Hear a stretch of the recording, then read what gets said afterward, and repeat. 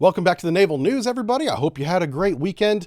Thank you to Masterworks for sponsoring today's video. We built another LCS, everybody, this time an Independence class. LCS 36 was launched last week. This $360 million vessel design only cost us $700 million to build and an estimated $70 million per year to operate going forward. It moves into its next phase of construction, pierside, this week. So this is a design that we've been following here for years. We've been documenting its failure for that long. Both the Freedom class has its own problems, and this is the Independence class that has that catamaran hull design with the aluminum superstructure. Those two design and materials together cause cracking in high speeds and high sea states. And high sea state, by this definition, is sea state 4, which is a common sea state seen throughout the globe. Not that high, in my opinion. So here we have a copy of the standing orders, just to give you an example of the USS Omaha, Independence class LCS, that says, hey, when in sea state 4, don't exceed 15 knots because we're cracking the ship apart. Stop doing that. And in sea state 5, well, don't even go over there. We can't operate in sea state 5 at all. The ship might crack apart. This problem has been known for years, yet we continue to build these ships. I've been beating the hell out of this ship for years, and despite that, it's really hard to stop a good government grift. Now, full credit to the Naval News for this well-written story. You have a dud of a warship story whenever you're talking about how great the crane safety officer is and how well they work with the crew instead of talking about the ship and its capability itself. I'm telling you, if Congress could keep building this 15-knot, 57-millimeter cannon pusher, they would. And the Navy's been trying to get them to stop this production for years now and plans on decommissioning them just as fast as Congress will authorize them. Year over year, we see a list, as you see here on the screen, of the ships by name and hull number that they want to decommission. And year over year, Congress denies it. Why? Because it would look really bad decommissioning a ship right after you built it. Just like it looks bad decommissioning the USS Vicksburg, a Ticonderoga-class cruiser, right after you spent 3 years modernizing her. But it's time for her to go because she's 40 years old and she no longer plays a big role in today's world. So the American public gets stuck funding an endless boondoggle program that continues to push out flawed ships that cost billions of dollars to construct and operate. Well, God bless America. So do you know who else is losing billions of dollars a year? Retail investors. Bloomberg reports retail investors were down an average of 30% in 2022 and lost $350 billion. All conservative investors with staple 60-40 profiles lost 25% adjusted for inflation in 2022, according to the Wall Street Journal. So where can you invest when both stocks and bonds are trending down? Alternative assets or alts. There's been a lot of investment into alternative assets by some of the biggest players in finance. Institutions already allocate 30 to 50% of their assets into alternatives. The retail share has the potential to more than double in the next 3 years. The average annual appreciation of contemporary art is 13.8% in other years. Goldman Sachs specifically names fine art as a way to help protect purchasing power. Barron's reported last year art prices rose over 29%. Last time inflation was this high, contemporary art appreciated an average of 20% per year. In 2022, it's the highest total ever for auction houses. We're talking nearly $18 billion, folks. Masterworks lets you invest in the same multi-million-dollar art, but you don't need millions of dollars. Over 675,000 users and $700 million invested in more than 180 offerings with Masterworks. These are not NFTs or crypto. These are real physical paintings from legends like Picasso and Banksy. Masterwork breaks the paintings into shares, so you are investing in a portion of the work. This process happens with the Securities and Exchange Commission. These are SEC qualified offerings. You can find Masterworks filings over at sec.gov. And Masterworks were the first people to ever do this for fine art. When they sell a painting you're invested in, you get a slice of that potential return. Masterworks has 12 sales to date, 9 of them in 2022. Most sold in late March, the most recent rather, sold in late March for 325% annualized net return. This equates to a 15.4% net profit after just 36 days. That's incredible. incredible. The 3 previous sales returned 10%, 13%, and 35% net returns to their investors. Masterworks has so much demand, there's a waiting list, but you're given special access here. Just click my link in the description, skip the waiting list, and invest in blue chip art for the very first time by signing up with Masterworks at masterworks.com/subbrief. Use my link in the description. All right, let's shift our focus over to the South China Sea. United States Naval Institute reporter Zerhan Mahadazir wrote that China continues to operate in the Philippine exclusive economic zone with its Coast Guard, harassing Philippine ships, not responding to radio calls, getting in the way. Here you can see a photo, credit to the Philippine Coast Guard, where you have the BRP Sierra Madre that's out there as a post on one of the little atolls that is claimed by the Philippines, with the Chinese Coast Guard ship, operating in near vicinity to it, again, not answering the radio and just being belligerent in another nation's EEZ. Here's another great photo showing the number of Chinese vessels, likely fishing vessels, among other, operating near the Sabina Shoal. This photo is from the 16th of March. Now, as of the time of this recording, nothing has escalated beyond this. This is simply naval squatting in other people's fishing areas, conducting what is probably illegal fishing, among other activities like harassment from this Coast Guard. This continues. This has been something we've been following for months here. It's been going on for years. And if anything changes, we will let you know. Just know that this hasn't stopped just because we haven't talked about it in a couple of weeks. It continues in the South China Sea. But let's shift focus back home, because there's a really important story that I've been working on for a long time. And the U.S. Naval Institute kind of beat me to it whenever they published a story by Sam Legrone recently. And I'll link this story for you in the description. He says that the Columbia SSBN is about 10% behind its production schedule, and more importantly, the Virginia class, a fast tech submarine that we've been building for over a decade, is severely behind, to the point to where Congress is calling the Secretary of the Navy in to testify, and we're going to talk a little bit about his testimony here in a minute. Now, the Virginia class, if you remember, is scheduled and funded to produce 2 of their Virginia class submarines per year. And last year, there was a bit of anomaly where Congress authorized and funded a 3rd submarine and said, hey, if you can get 3 out, go ahead and do it. Here's the money. But we still fail to build 2 a year.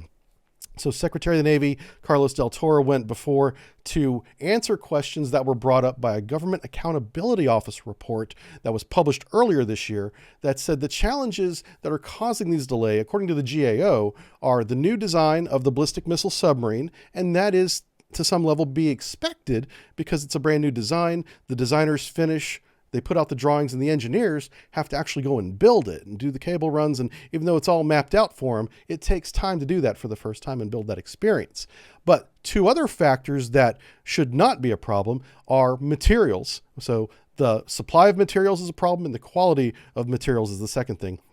Also, quality is used as a general term in the GAO report. It may also refer to quality of craftsmanship, although it does not specifically say that. It just says materials and quality. So it could be just that the materials are bad. We know that there's been a history of steel that was not properly tested and sold to the Navy for use in submarine hulls without going through the proper certification procedure. That led to a lot of people being fired and some people even being charged in federal court.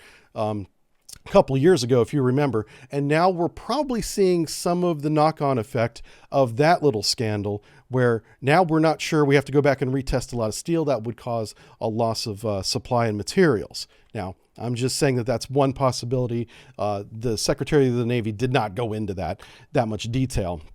I'm just trying to put little things together that we've talked about in the past that could be causing this for you. So the Columbia's build schedule, according to General Dynamics, who's actually building the submarine, says it's going to take us 74 months to build the first hull SSBN. And that's what that's why they were awarded the contract, even though the Navy schedule was a lot more realistic and was a longer term, 80 plus months. But They authorized $132 billion to build the entire class of the Columbia-class submarines to General Dynamics. They got that money, and they're going to get it in portions and not all at once. But it's almost as much as we sent to Ukraine last year to build this whole submarine class. They were due, if they were to stick to their schedule, to produce the first hull in 2027. But now they're saying that that's likely not going to happen. It's going to be much later than that, which pushes back the years of testing that need to be done after the first hull is complete into the 2030s. So we're looking at post 2030, 2031 before we even see the first Columbia class conduct a deterrent patrol. And who has to make up for that difference? Well, the aging Tridents do. And as good as that submarine is, they're old. They're due to be replaced. They've earned a rest, the old Tridents. And so we need to get this under control here. Let's look at the Virginia class. Now, what's the problem here? We're building only 1.4 Virginias per year on average, and we had in the past, say pre-lockdowns, building 2 a year. So obviously with the lockdown, that did change the dynamic and the availability, to produce 2 a year. But here we are years on, and we're still producing 1.4 a year. What's the problem there? Part of the problem we had covered on this channel in the past was the insurance for the testing period before it gets handed over to the Navy. It's still under the liability of the shipyard, General Dynamics, Electric Boat, in case something catastrophically fails on that submarine during its at-sea testing, and God forbid we lose the submarine and crew. Who's going to be financially liable to those families? And in the past, it's been subsidized by the Navy up until 2018, when the Navy finally said, we're not subsidizing that insurance policy anymore. And they put that liability onto the shipyard, General Dynamics, Electric Boat. But Electric Boat can't find an insurance company that will give them a policy, So that argument has been going on for years. It's not been resolved as far as I know, and is a part of the reason why we can't get these ships out fast enough. But material and quality continue to be a problem as well. And like I said, Congress threw more money at the shipyards to build 3, but they can't even get to 2. So this is not a money problem. I want to remind everybody of the USS Boise. You probably have never even heard of this, so buckle up. The USS Boise was due for routine, long-term maintenance availability that last 18 months or 2 years, all the way back in 2017. And she's still in that status of out of service today, some 6 years later. So what the hell happened here? Well, a big part of this reason is she's very low priority when compared to other submarines and new construction like the SSBN and new construction of other Virginia class. This is an old 688 class, but it was still in operation up until 2017, where she went to this extended availability. Whenever I say extended availability, that doesn't mean she's available to go to sea. She's in maintenance availability, which is dry dock and pier side, and not doing the Navy's job that they need her to do. Yeah, the terms can be confusing. I apologize for that, but that's how they label these things. All right, so she's been in maintenance availability so long, she lost her diving certification, folks. So even after they get done with this maintenance, if it ever is completed, she's going to have to go recertify everything because she's not been able to do her job and, go to sea for so long, longer than most people's enlistments. Like most submariners' enlistments in the Navy is 6 years. Some are 8, but the majority is 6. And so people could join the Navy, go through boot camp, be stationed on board the submarine, and never actually take her to sea. Probably go to sea on other submarines in that time, but not her. So, the House Armed Services Committee is part of Congress that is responsible for oversight on this. And so they're doing their job. They tell the Government Accountability Office to find out what's going on. The GAO produces a report, and House Armed Services reads it. It's terrible. The submarine keeps getting knocked back. They can't find dry dock time for it. They call in the Secretary of the Navy to come in, or the CNO. They also call in, Del Toro to come in. And while all this oversight is going on, nothing changes at the shipyard level. There's meetings, both public and private hearings in front of Congress on television. Everybody's saying the right things. No one's changing anything to fix the problem. So the Chief of Naval Operations came in, and I got to say this up front. This is not his doing. The Chief of Naval Operations was nowhere near his current post when this problem began, okay? but he's in a position now where he's responsible for fixing it. So he testified that developing infrastructure and a workforce to maintain submarines at private shipyards, which we no longer do, was critical. Well, that's great hindsight. That sure is. Matter of fact, I remember whenever they took the submarine back in the 2000s off of the private shipyard maintenance plan, and so that the private shipyards could build new submarines instead, which they're not doing fast enough because of insurance problems now. The 4 public shipyards that the Navy does operate was responsible for maintaining the entire fleet and just simply couldn't do it. Yeah, so we lost the ability to use that infrastructure because we had taken it away from the private shipyards, and we also didn't have that workforce at our public shipyards the Navy operates to do the job. And people, back when this decision was made, were saying that this would happen. And here we are, some over 10 years later, seeing it actually happen and paying the consequences for something we were warned about.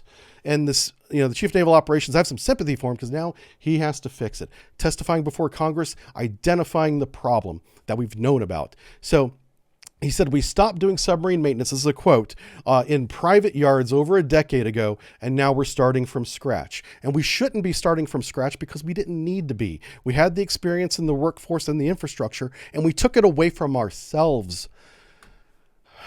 So we're starting over again." And I think one of the big things that we could do to start over again is open up some of these maintenance facilities that we closed during the BRACs. Those are the base closures in the 80s, 90s, and 2000s. There's a lot of really large maintenance facilities like the one you see here in Long Beach that was shut down. We lost an immense amount of ability to maintain our large fleet when we did this. And we did this to a lot of maintenance facilities. There's one way the hell out at Guam that got shut down too. And we haven't had this type of workforce since, but yet we still keep building submarines and they're due for maintenance. And who's going to do it? We simply don't have the facilities anymore because we shut them down years ago. And then the people that were doing it, the private shipyards that were kind of filling in that gap, they started building new submarines. And so we took the submarine maintenance into the 4 shipyards remaining that we had. And it's just not enough. It's nowhere near enough. It's a tremendous loss of facilities. The workers that were in these shipyards that were shut down some 20 years ago are gone. They've retired or moved on to other careers, and we're not getting that back. Reopening these facilities does not replace the experienced workers we lost. They're gone. They're gone. But it's just a tremendous loss. I don't know how we're going to fix this, but you should be aware of the problem. However, we can take joy in that we're still building the Littoral combat ship. Thanks for watching, everybody. Bye. Are you telling me we can hire a bikini model, but I can't hire an editor? I'm calling Gene.